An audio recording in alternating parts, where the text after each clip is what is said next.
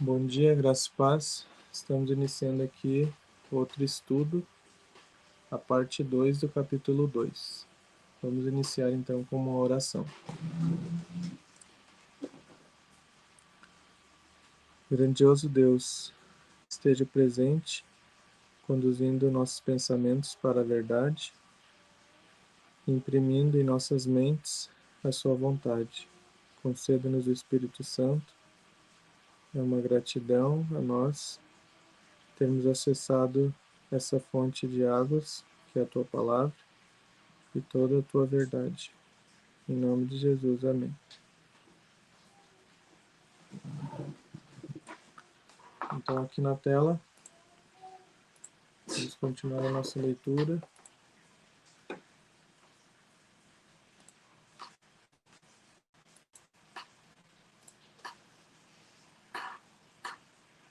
Ontem nós terminamos aqui em azul, fiz algum comentário e a gente vai para outra parte. Recapitulando que estava citando os sofrimentos deles, inclusive citou alguns textos da Bíblia aqui, Hebreus e Apocalipse. A última promessa que nós lemos foi Apocalipse 2:10, ser fiel até a morte e dar-te a coroa da vida. Nulos foram os esforços de Satanás para destruir pela violência a Igreja de Cristo. O grande conflito em que os discípulos de Jesus rendiam a vida não cessava quando esses fiéis porta-estandartes tombavam em seus postos. Com a derrota venciam. Os obreiros de Deus eram mortos, mas a sua obra ia avante com firmeza.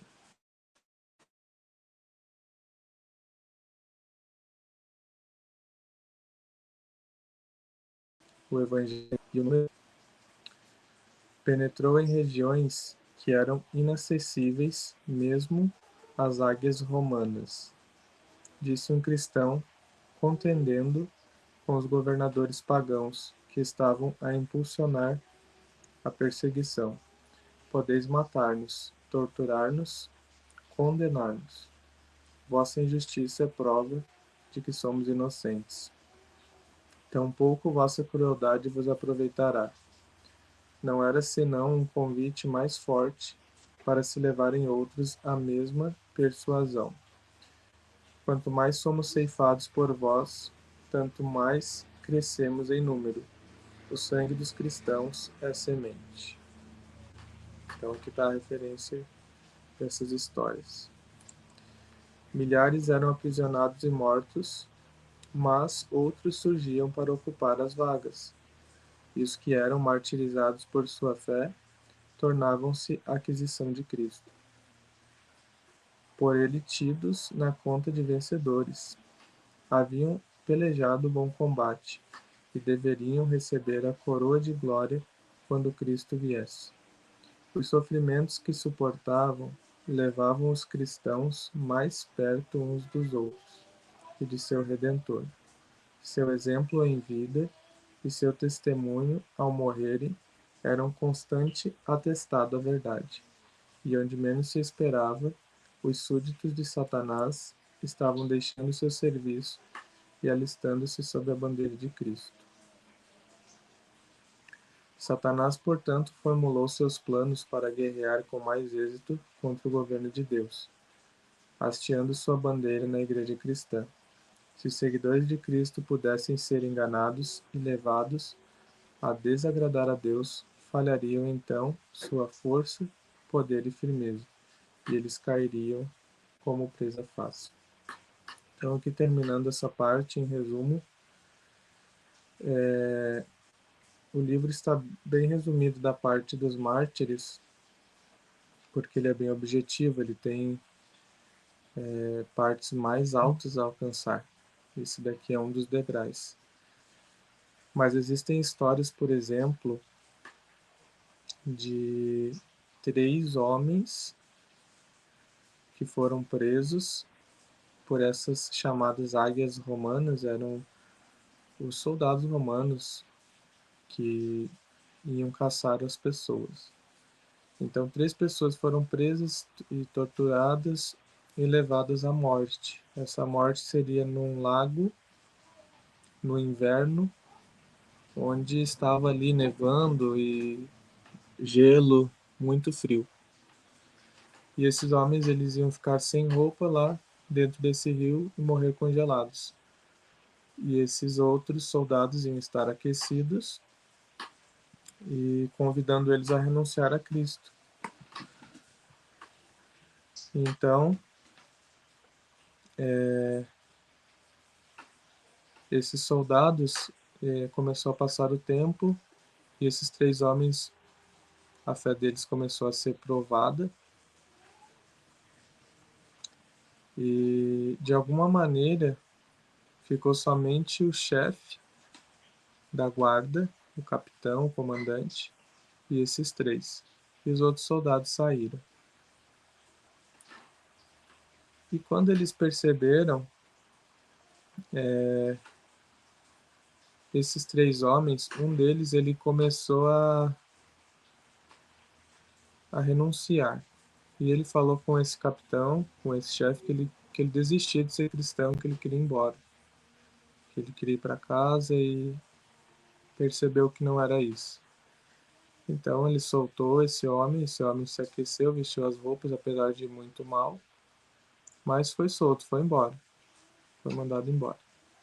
Mas quando esses outros soldados voltaram, ainda estavam os 3 lá, 3 homens, sem roupa, no gelo. E aí eles ficaram intrigados, mas aonde que tinha ido o capitão deles, o chefe deles? E quando eles perceberam, ele estava lá no meio, entre os cristãos. E ele falou assim: não eram 3 homens que iam morrer hoje? Então, tem que ser 3 homens, mesmo que aquele tenha desistido. Então, um resumo da história, eu já ouvi essa história algumas vezes, ali dos mártires.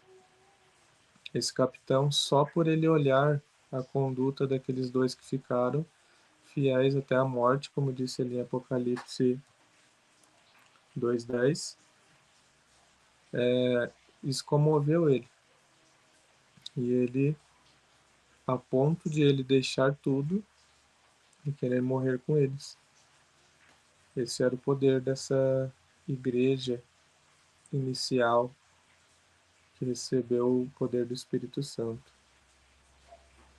Satanás percebeu que estava difícil assim, que as pessoas estavam se convertendo, as pessoas viam as outras sendo queimadas na praça, por exemplo, degoladas, esfoladas, e elas ignoravam essa parte da morte, mas elas queriam uma vida assim também, ser obedientes dessa forma. Então, passavam para o lado dos cristãos, custasse o que custasse. Agora nós vamos ver a mudança de estratégia. Como a gente leu aqui, ó, que ele formulou novos planos para guerrear com mais êxito. Não estava dando certo esse jeito que ele estava fazendo. E ele ia começar a usar o engano, então. Talvez agora não precisaria mais morrer, nada de torturas, mas ia morrer espiritual. O grande adversário se esforçou, então, por obter pelo artifício aquilo que não conseguiu alcançar pela força. Cessou a perseguição e em seu lugar foi posta a perigosa sedução da prosperidade temporal e honra mundana. Levavam-se idólatras a receber parte da fé cristã, enquanto rejeitavam outras verdades essenciais. Professavam aceitar a Jesus como Filho de Deus e crer em sua morte e ressurreição, mas não tinham a convicção do pecado e não sentiam necessidade de arrependimento ou de uma mudança de coração. Com algumas concessões de sua parte, propuseram que os cristãos fizessem outras também, para que todos pudessem unir-se sob a plataforma da crença em Cristo. Como será que vai se desenvolver a marca da besta, a imagem da besta no futuro? onde todos estarão aí em conformidade e os únicos que serão os perturbadores vão ser os que observam o sábado. Essa mesma estratégia é usada hoje pelo papado. A gente às vezes não conseguiria no passado conceber Islã com católicos, ou budista, ou hinduísta, espiritismo, até mesmo ateus. Mas principalmente esse último líder da Igreja Católica, ele está fazendo todas essas conexões, pegando em pontos que têm comum acordo, se unindo. Em outros pontos, ele dita as regras e as outras religiões aceitam, se rebaixam e aceitam. Interpretações errôneas e fantasiosas da Bíblia, onde ele, se ele dizer que Deus aceita homossexuais, está tudo bem, que Deus não julga, que Deus aceita ateus, que podemos chegar num consenso. Então, esse homem está fazendo exatamente o serviço do diabo, chamada hoje por nós de ecumenismo, reunindo todas as igrejas na mesma unidade, digamos assim, só que eles sempre são o chefe, eles sempre estão dominando. É como se eles fossem o guarda-chuva e as igrejas estivessem debaixo. Aí o que diz aqui, ó, a igreja naquele tempo encontrava-se em terrível perigo. Essa parte é importante. Prisão, tortura, fogo e espada eram bênçãos em comparação com isso.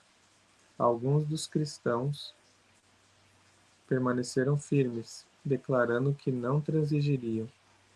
Outros eram favoráveis a que cedessem ou modificassem algumas características de sua fé e se unissem aos que haviam aceito parte do cristianismo, insistindo em que este poderia ser o meio para completa conversão.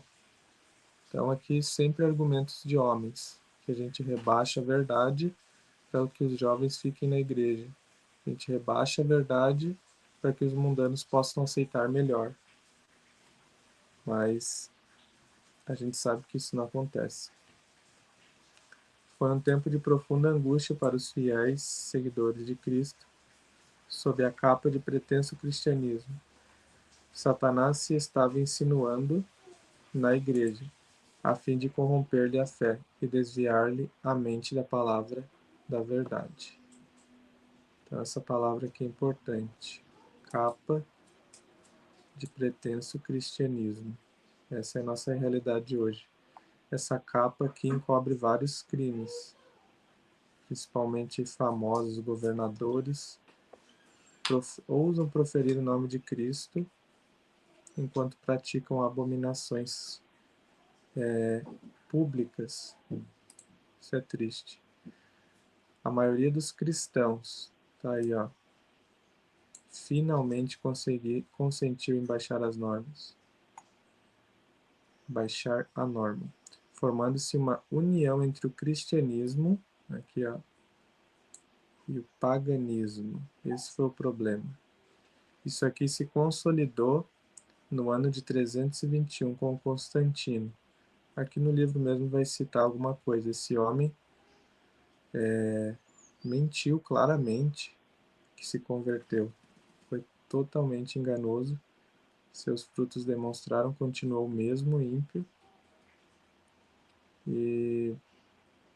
mas enganou o mundo inteiro. Aí o cristianismo agora então era legal. Uma coisa absurda que essa igreja fez, eles matavam as pessoas antes do ano 321 e depois eles tornaram as pessoas santos. Esses que eles mesmos mataram, só que na forma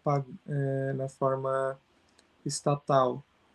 Ou seja, do ano 100 até o ano 321, eles mataram pessoas, só que era Roma Imperial. Aí depois, essa Roma Imperial, Roma, ela foi morrendo, essa parte imperial de governo, e se tornando mais religiosa, até que Roma ela tinha sumido praticamente seus domínios e ficou algo totalmente religioso. Como a gente sabe hoje, o país de Roma é o menor, o Vaticano, né, dentro de Roma, é o menor país do mundo, porque é um bairro, né, vamos supor assim, chamado de país. Esse, então, foi o domínio territorial do papado. Não tinha mais aquele domínio governamental enorme, só porque, embora não tenha o domínio governamental declarado, eles é que são o poder dominante do mundo, na verdade. E esse Constantino, então, fez essa união cristianismo e paganismo. Um dos que foi, assim, canonizado, que eu me lembro, tornado santo, foi Policarpo. Eles mataram ele, a mesma igreja.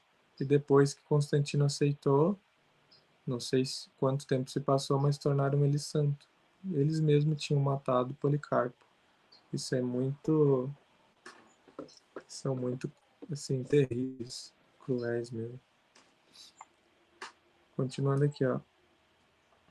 Posto que os adoradores de ídolos professassem estar convertidos e unidos à Igreja, apegavam-se ainda à idolatria, mudando apenas os objetos de culto pelas imagens de Jesus e mesmo de Maria e dos santos. Então aqui está a história disso daí que a gente vê hoje que é tão comum. É o mesmo paganismo, só que eles consentiram em tirar os nomes antigos e colocar os nomes novos. Eles precisavam adorar alguém.